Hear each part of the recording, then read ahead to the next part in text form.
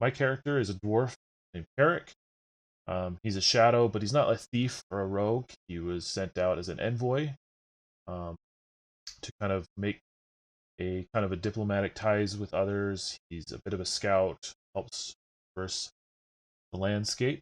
But as a dwarf, he gets a strength bonus and a con bonus. And then I dropped in a point for strength, 2 points for con, 2 points for wisdom, and I dropped that in because his starting ability is when using wisdom to extract hidden details or information um, about the environment. They're easy, so I added an extra point of bonus for wisdom, and then I added some charisma because he is a diplomat, or at least an envoy for the dwarves. Additionally, I dropped in some points for basic effort, some points for weapon and effort, and a point for ultimate. And then his defense comes from his con and his loot, and he gets +3 to his con, and so he gets +3 to his defense. And due to the scenario that we're in, and I'll cover that in just a second, I'm not starting out with any loot. And the reason for that is the setup for the Grey Hill Inferno Trial is that essentially Eric, my character, has been a prisoner in the Grey Hill complex. He has no memory of anything else beyond all the experiments and terrible things that have happened to him as whoever's behind the Grey Hill complex, using their arcane machines and everything, are trying to make Eric and others a super weapon. But what we're going to start out with is this has all been going on, and the trial starts the moment fire breaks out. And so, jumping right into it, we have the Grey Hill complex here, and this is kind of our backdrop for the setting. But we start down below in cell block D, or just prison cells down below. We've got Carrick here, trapped inside. But then the fire starts,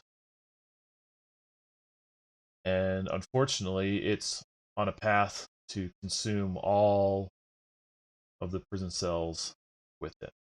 Now, with the trial, it's really trying to jump in and just get the ball rolling, just get right straight into the action. And so, with Carrick's trapped in the prison cell, I'm going to roll a d4 for a timer, and that's going to be applied to the fire. So I have 3 rounds, break out of my cell with my bare hand. Said there's no loot. I don't have anything really to work with me. So what I've got to do is I have to commit uh, 10 points of effort, 1 heart of basic effort to the cell blocks to escape before um, before the timer runs out and I get consumed by the fire, unfortunately. So if I look back at my character sheet, I'm gonna for Carrick, I think as the dwarf, his main instinct is all right. He's gonna try to bust out the metal bars, maybe kick down the lot, kick kick the bars, do whatever he's got to do to just try to break that metal out from the stone that's holding him in. And so on Carrick's turn, he's just going to roll an attempt just to see how it works. So that's a 7, it's a 5 plus a 2 for his strength. It just doesn't get any purchase. That first kick onto the door just stands firm. So there's nowhere really to move. So he's just going to use up one of his turns. Then we come back to the fire, and it clicks down by 1 as it begins to approach. On Carrick's next turn, he's going to do the same thing again, and because he's doing the same thing again, he gets an easy attempt. So its target is 10. Making that easy goes down to a 7. So all he has to do is get a 7 on his strength roll. Boom, 19 plus 2. That's a dirty 21. So he makes it. And so now he can apply his basic effort um, to that effort timer, kicking out the door and breaking free. He's got a 3, and his bonus for basic was +2. So he's done 5 points of effort to the prison bars. And so moving forward with that, we come back and the timer clicks down again. We're on our last round. The flame is fast approaching, consuming everything. And so we're going to do another thing. Now, Carrick has already successfully made a strength attempt to start breaking the door. So instead of having to roll again to see if he does, I'm just going to go straight into an effort roll. Like, you already passed the test to see if he can get purchase and start breaking through, breaking the lockdown and the bars. And so I'm just going to forego the attempt roll. We don't need to keep rolling attempt. And he's just going to roll straight for effort. We need at least, oh man. So a 2 plus a 2 is down 1 point. And so at that point, the timer comes down to 0, and it's starting to consume everything. It's there. Carrick is exposed to the flames, and so he's just going to roll for basic damage as he's slowly burned the effort. So he's going to go down by 2. So Carrick started out with a heart of health. He's taking 2 damage from the fire, so he's at an 8. But luckily, he's gonna, in the panic and in the moment of getting burned, he knows how important it is. And again, we're just going to roll and possible not to break free. So bam, Eric breaks free from the fire, breaks free from his cage, runs through the flames, following the path up, and eventually outside, away from the fire. Then jumping over to the next scene, being outside, you can see that fresh air. He hasn't seen that. He can't remember the last time he saw clouds or the sun. Even it's only been concrete and stone, and experiments and needles. Who knows how long?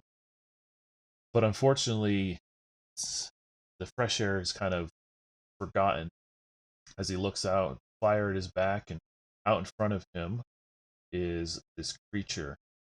In the courtyard is this abomination of a mass of flesh and teeth and claws. Weapon 13 is a creature that was deployed by whoever's running the Grey Hill complex to detain not only Carrick, but anyone who's trying to escape fire. So unfortunately, there's really no way of avoiding it. It's Weapon 13 has seen Carrick and knows that he's there. And so in this moment, Carrick kind of looks around and sees perhaps another fallen individual, another fallen experiment, or some broken metal from the building. He reaches down, he picks up a jagged hunk of steel. So he's gained a weapon. It's not much. It's not a sword by any means, but it does. It will do damage, and it will do hopefully enough to keep Carrick alive as he tries to escape. So in this case, we're going to move on to this quick combat, where Carrick has his jagged steel and 8 points of health. The Weapon 13 has 1 heart for 10 hit points. And we'll see who gets to act first by rolling.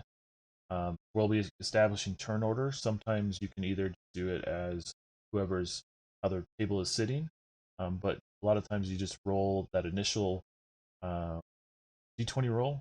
So that's for me. That's for Weapon 13. So Carrick will get to act first.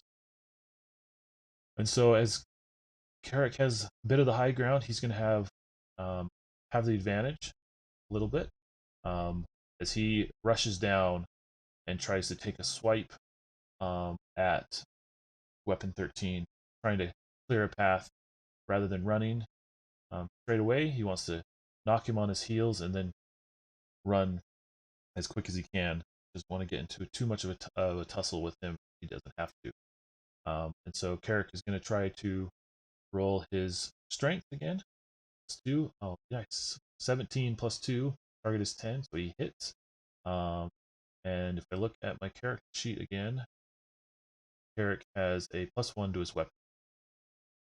So he's going to deal a d6 for weapon effort, +1. Nice. 4 plus 1. So he's already down 5 hit points. And he's already made his move from the entrance to the Grey Hill complex down the steps to weapon 13. But weapon 13 is a bit of an abomination and takes a hit without much care because he knows that the only thing that matters to weapon 13 is detaining capture. So with that, weapon 13 is going to turn on Carrick, and weapon 13 gets 2 attacks. He gets 2 actions. Not only is he going to move up to face Carrick, he's going to do 2 attacks, basic effort. So the first thing that we're going to try is going to just see if he can land that first hit. Yes, he can. Second hit. Ooh, yes, he can. So he gets 2 hits, and because that was a 20, weapon 13 gets to do his normal effort plus ultimate, which is a d12 on top of the d4. So the first strike is a 2, down by 2, and it does another second one, down by 1, and then he does ultimate on top of it. Whew, that was lucky. Only does another 1. Man, that could have been really bad for Carrick. That's 2 strikes and ultimate. Weapon 13 probably got some good claws into him, but maybe at the last second they might have tripped, or Carrick might have backed off just enough that didn't tear straight through um, through his body, those claws. And so Carrick knows that if he runs away, he's just going to get pounced on. So he knows he needs to finish this now. And so he's going to roll again for strength, try to hit. Rolled a 4. It's not enough. So Carrick, I set him up so that he started out with just 1 hero coin. So he flubbed that roll. What he's going to do is he's going to use his hero coin to re-roll that d20, trying to hope to get that hit. There it is. Yep, that's enough. So that's 13 plus 2 is 15. That's enough to hit. And so now I just have to hope that Carrick can get at least a 4. He needs at least a 4. With his bonus, he can end weapon 13 and make off for an escape. Ooh, there it is. 6 plus a 1 is 7. That's enough. Drop weapon 13 to 0. Kill him outright. So now Carrick, tired as he is, exhausted from the experiments and rushing and getting burned from the fire and being attacked by weapon 3, he now has clear shot to escape away from the conflict, sprint out into the forest, out beyond the Grey Hill. But unfortunately, even though the trees are thick, shadows are deep, there's still guards out looking, because the people who run the Grey Hill complex know that if someone escapes and finds out about what they're doing, they will have consequences, and they will have to end their experimentations and try to escape before any authorities and others try to stop. But in the meantime, though, as he jumps into the forest, we have the light of some lanterns start to flicker as guards come out to search for those that have escaped. And so I'm going to roll a d4, and we're going to see how many guards are out there looking. looking for the prisoner. One guard. They must have been busy with the fire, trying to set everything out. So there is only one guard out searching the forest right now. All it's there. So Carrick has a good chance of making it through. He can just get past one guard. And so all Carrick needs to do is to stay hidden and make a check to see if he can avoid the lantern's light, avoid detection. And so what he's going to do is he's going to make a dex check to stay hidden and be stealthy. Don't step on a branch, don't draw attention to himself. So all he needs to do is beat a 10. He has a bonus. Nothing. He has a straight up no bonus for dex. So it's just going to come down to a d20 roll. If not, he's going to get detected. Let's see, we just need at least a 10. Ooh, natural 20. Awesome, we got a crit. So again, this isn't just any stealth. Like, this is probably like Carrick had ducked into a ditch. He's hiding, he's breathing, he's keeping everything quiet. He probably quickly shuffles some leaves right on top of him, and he did so well in just a few moments that even though the guard probably stepped right over him, or maybe even on top of Carrick, lying on the ground, pays him no heed, no attention, gets distracted. The lucky break of branch over in the distance. The guard quickly runs off, leaving Carrick free shot to make his way out of the forest, to not only report on the Grey Hill complex, maybe to make them pay and find revenge, or to get back to his mission of the envoy and get back to his people. And essentially, that was it.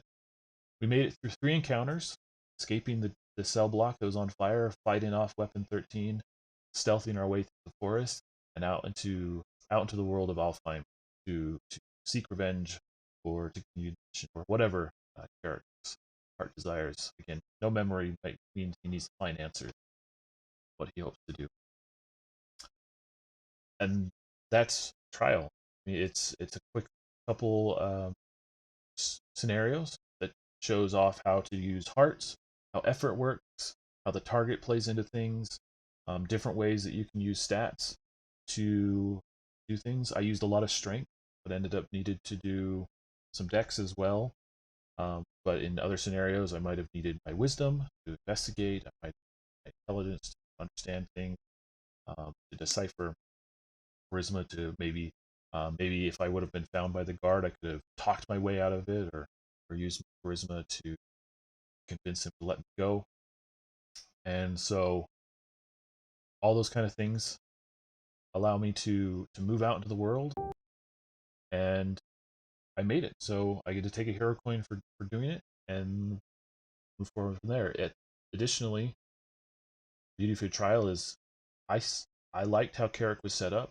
He wasn't a beast in any one stat, but maybe I do need to switch around some stats. Maybe I do need to move one of my bonus con points into deck. It wasn't super excited about rolling a plain 20 for that deck stealth, but maybe I like that. It's part of Carrick's character. So yeah, I'm a big fan of trials, and I think they're a great tool to teach, use, test things out, and see learn. So I highly encourage you to look into it. You can find it on the free ICRPG Quickstart, as well as within the Master Edition and Collector Edition of ICRPG, which I'll have links to in the description. Thanks. Hope that helps. Enjoy.